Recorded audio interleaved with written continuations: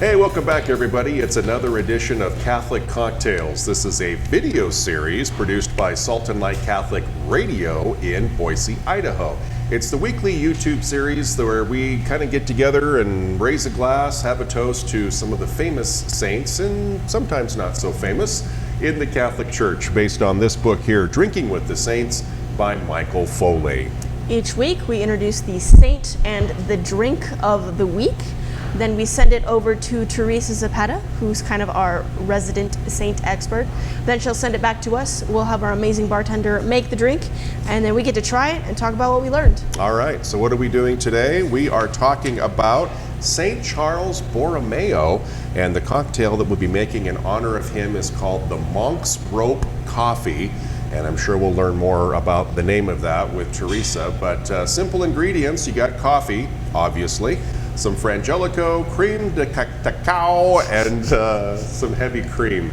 Or half and half will probably work too. Yeah. As far as hardware and glassware goes for this drink, you're just going to need an Irish coffee mug or a glass coffee mug and a spoon. That's it? That is it. Oh my goodness, too easy. Don't break your back there. Well, now we know what we're going to make and what we need to make it. So let's learn more about St. Charles Borromeo from Teresa Zapata. Let us lift a glass today to St. Charles Borromeo, whom the Church celebrates on his feast day on November 4th. Charles was born in 1583 to an aristocratic Italian family. He studied in Milan and then went on to the University of Pavia, where he obtained his doctorate in both civil and canon law at the age of 21.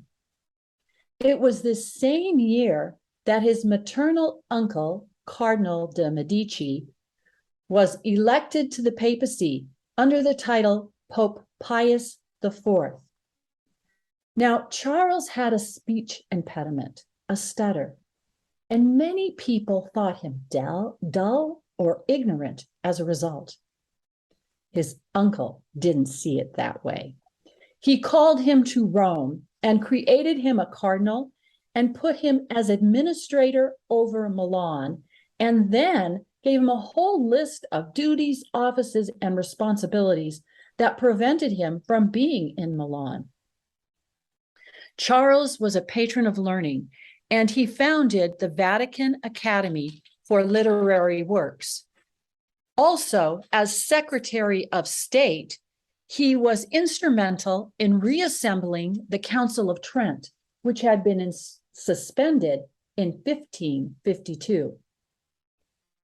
Butler's Lives of the Saints says this about Charles' involvement in the Council of Trent.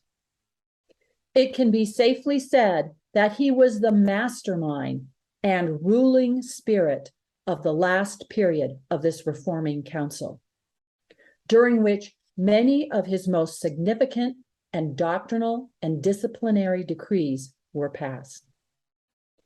While he was at the council, his only brother died, and therefore he got the position of head of the family. The expectation was that he would cease pursuing a priestly career, marry, and take over this position. However, St. Charles resigned this position to his uncle and was ordained in 1563.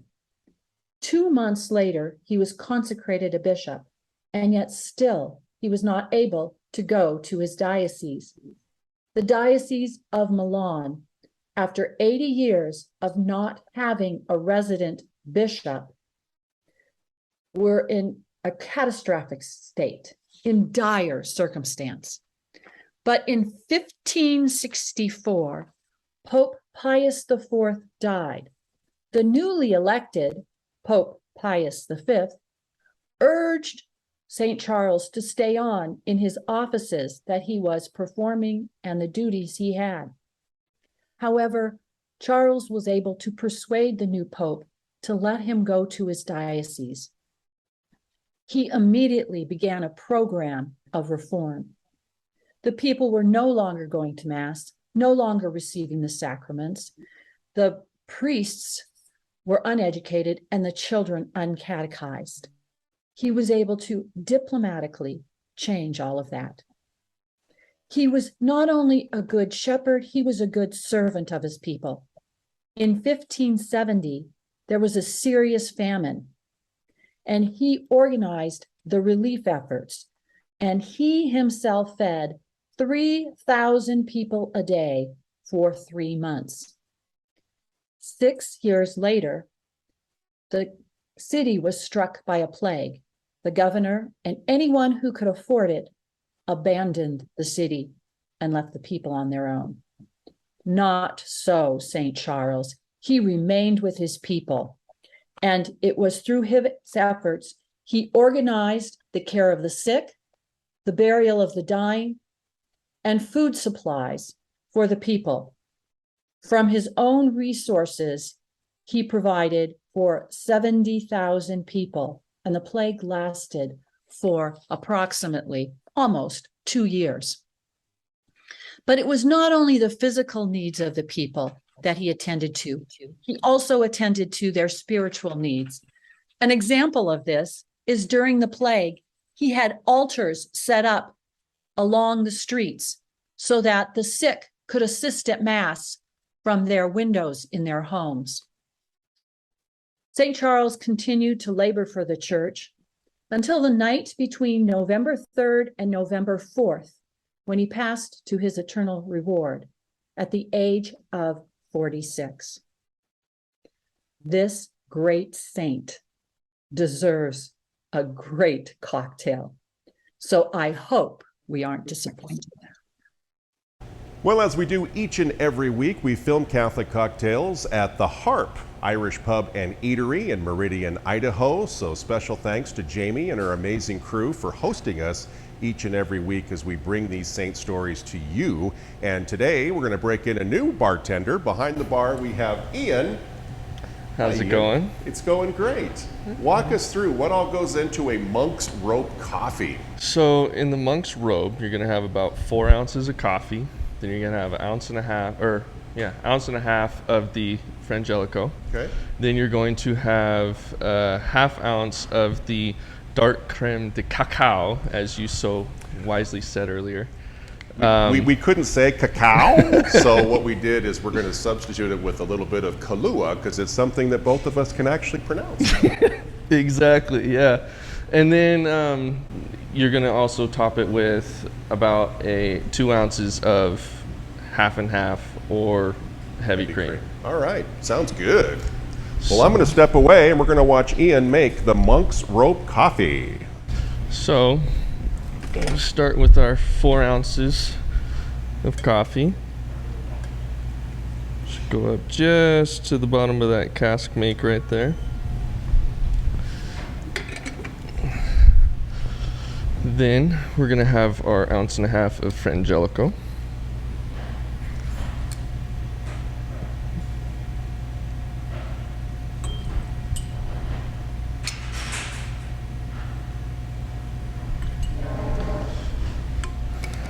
Then you're going to have your half ounce of the creme de cacao, or Kahlua in our case.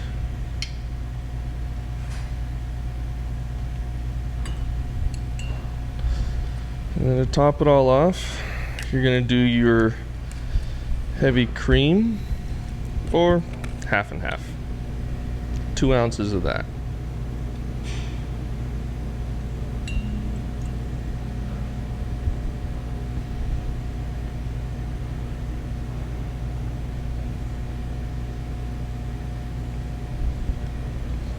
And there's your Monk's Robes coffee.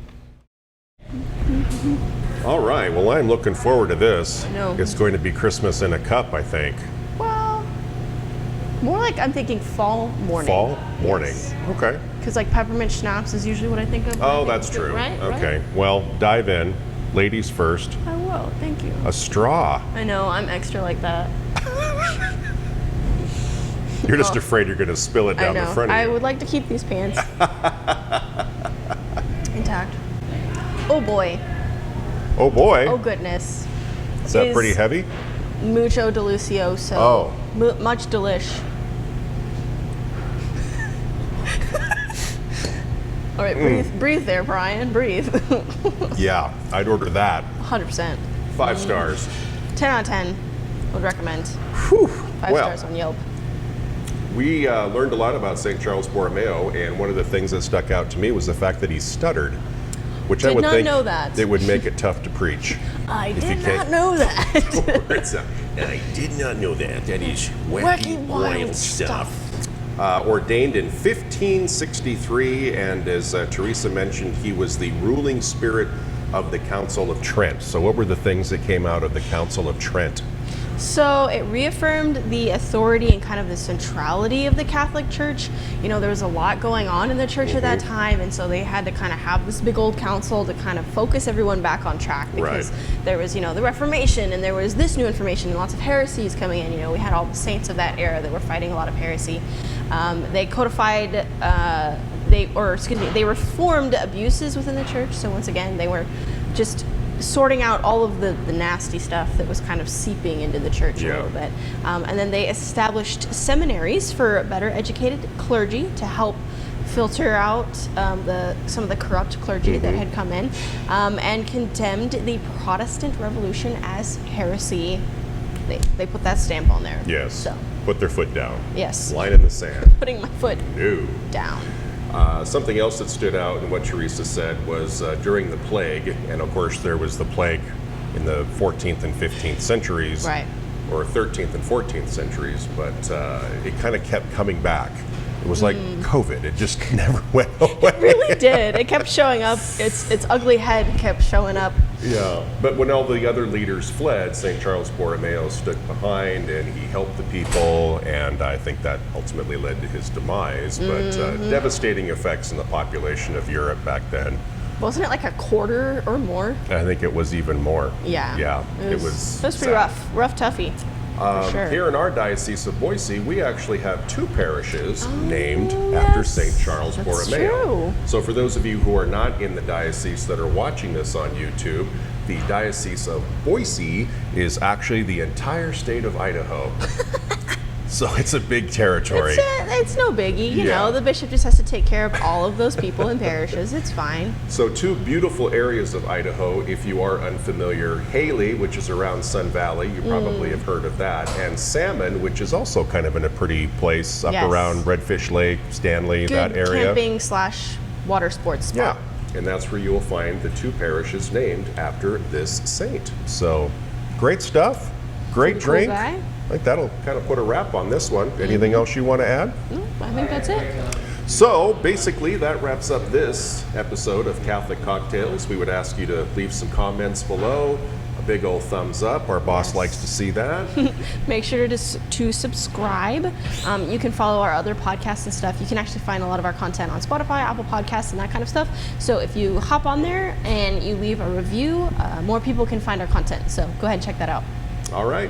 Next time, who are we talking about? St. Andrew of Avellino, I believe All is right. how it's pronounced. And That's we're trying fun to say. the, it's called, Dark and Stormy is what it's called. Ooh. Sounds like So a we'll Danielle see. Steele novel, but I'm sure it'll be a delicious drink, and we'll walk you through it next week. Until then, have a blessed week, and thanks for watching. St. Charles Borromeo, Pray pray for us. Cheers. Cheers, everybody.